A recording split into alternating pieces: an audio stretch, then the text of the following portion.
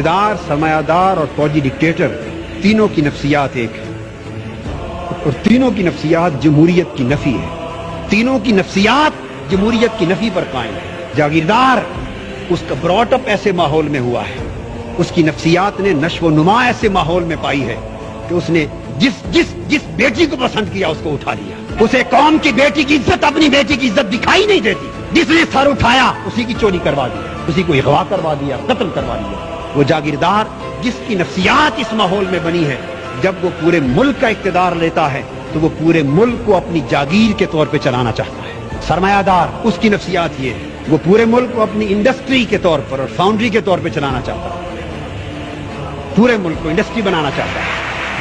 اس لیے کہ سرمایہ دار نے پوری زندگی ایک ہی سبق سیکھا ہے، ایک ہی سبق سیکھا ہے کہ دنیا کا کوئی کام پیسے کے بغیر نہیں ہوتا، اور کوئی کام ایسا نہیں جو پیسہ لگائیں تو ہو نہ سکے۔ ایک ہی اصول ہے اس میں، وہ ہر ایک کو خریدنا جانتا ہے، ایک چپراسی سے لے کر بجلی کے لائن مین تک، ایک آئی ٹی او سے لے کر انکم ٹیکس کے کمشنر تک، اس نے ہر ایک کو پیسے سے خریدنا سیکھا ہے۔ جب وہ ملک کے اقتدار پہ آتا ہے وہ سارے ادارے پیسے سے خریدنا چاہتا ہے، اس سے پورے کے پورے ملک کا سسٹم تباہ و برباد ہوتا ہے۔ اس کے ذہن میں بھی جمہوریت کی نفی ہے۔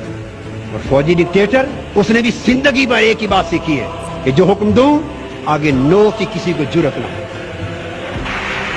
جب وہ اقتدار پر آتا ہے تو وہ پورے ملک کو بٹالین کی طرح چلانا چاہتا ہے۔ 48 سال میں ملک کی زمام اقتدار بدل کے ان تین طبقات میں رہی ہے۔ یہی وجہ ہے کہ چہرے ہی بدلتے رہے ہیں، نظام نہ بدلنا تھا نہ بدل سکا، اور نہ بدلے گا جب تک اقتدار کی کرسیوں پر جاگیردار، سرمایہ دار، وڈیرے قابض ہیں۔